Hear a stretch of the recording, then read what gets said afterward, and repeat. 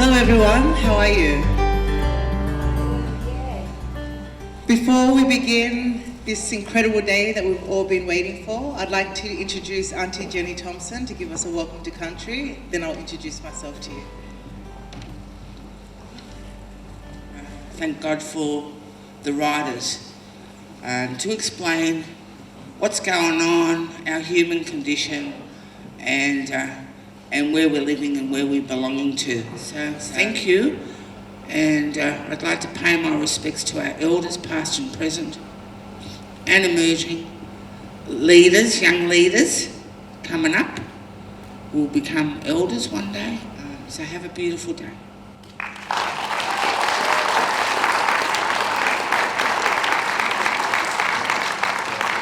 Thank you very much, Aunty Jenny. I could listen to you all day, so it's never too much.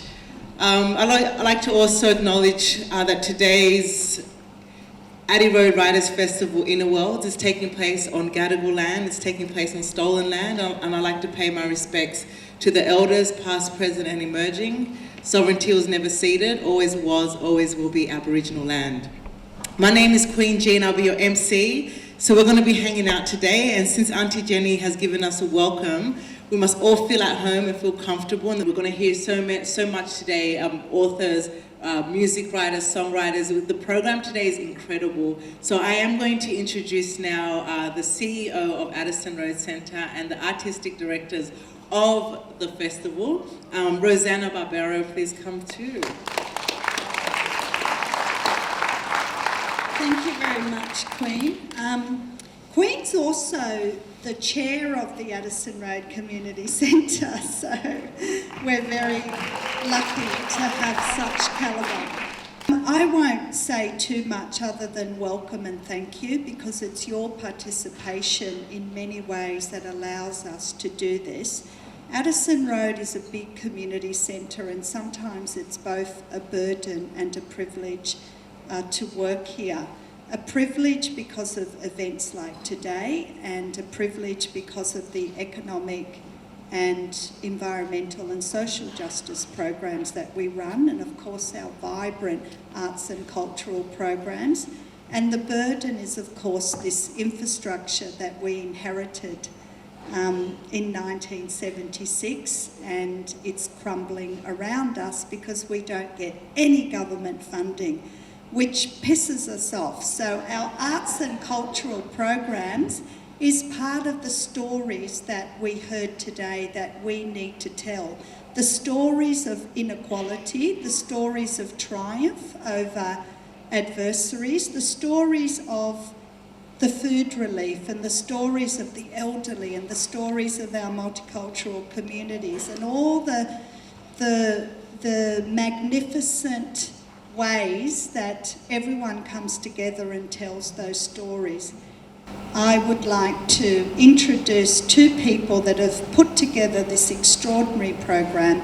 And may I say, you applauded Inner West Council, but they gave us $10,000 to put on this event, which really doesn't cut it. So there needs to be more funding for arts and culture and community centres so we can really continue to thrive in future times. But on that note, am I introducing Sheila first?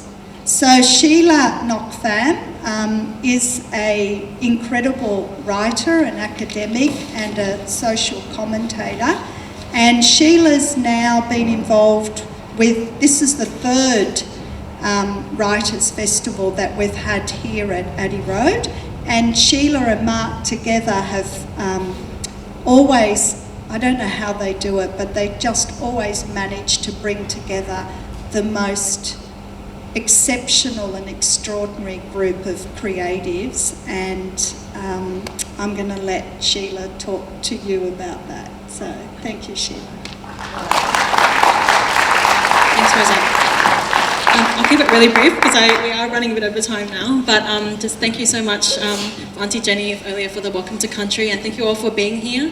I guess I just want to say thanks for buying into the vision of what we're trying to do here, which is, you know, independent, inclusive, and maybe even a little bit radical in terms of the programming. And I think that Mark and I have had a great time pulling this together. We also will be relieved when it's all done, probably.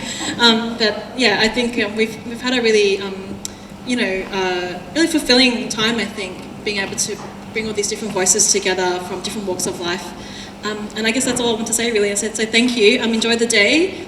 There's lots on in the drill hall too. I feel like this is the main hall, but the other one, there's lots of great talks as well from many writers who are really just speaking at this festival and not the Sydney Writers Festival, which is in the big end of town. So thank you for supporting the smaller one for now. And I'll hand it over to Mark.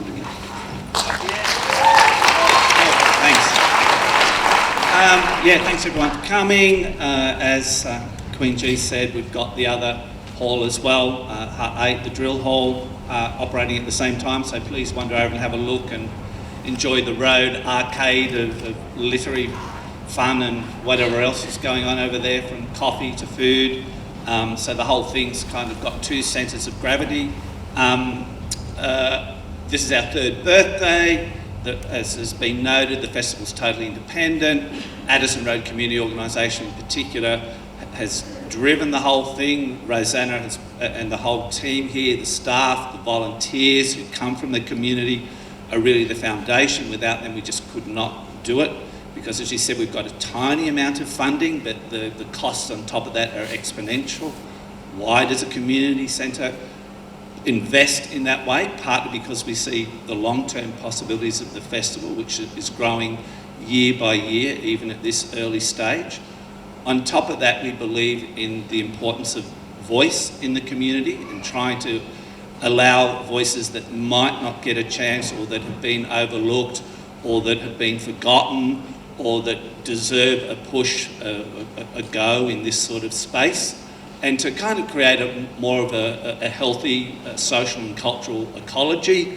One thing I've talked about a little bit with people when I've been doing the media cycle has been this idea of decentralising cultural power. We talk about media monopolies, but all kinds of institutions in Australia begin to kind of, not necessarily oppress people, but kind of strangle the airspace for where we can speak. The theme Inner Worlds, in a sense, relates to that. The idea was that it was to do with our online lives, where we have so much interchange and speech going on, but a lot of static with it, and a strange kind of fear with it, where we're living public and private lives at once, and yet in certain respects we're still treading on eggshells.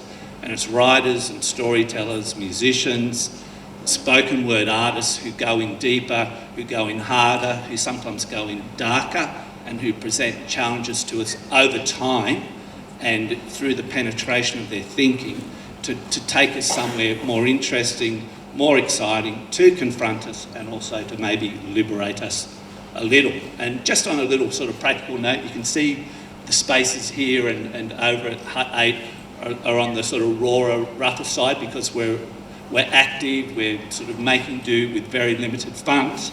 I've got to point out that the stage here is made from pallets.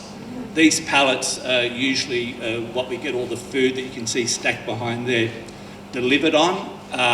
This place, in its original nature, is a meeting and performance hall, obviously, but during the period of the fires, COVID and the pandemic, and floods as well, this has been also termed as our food relief hub, and we've been supplying hampers all over the city and all over the state, and also to our low-cost grocery, the food pantry over there. So this stage and what it's built on is actually the food relief program that we do as well. And that kind of plugs into the whole ground-up street energy that I think the festival represents. So on that note, I'd like to say thank you, everyone. And I think we're running about 15 minutes late at the moment, but patience appreciated. I'm sure we'll catch it up. And do check out the other space and the road over there as well, and have a good day.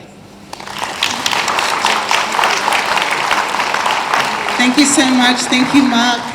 And thank you, Rosanna. Thank you so much for that wonderful welcome and introduction to the festival. Thank you, Sheila.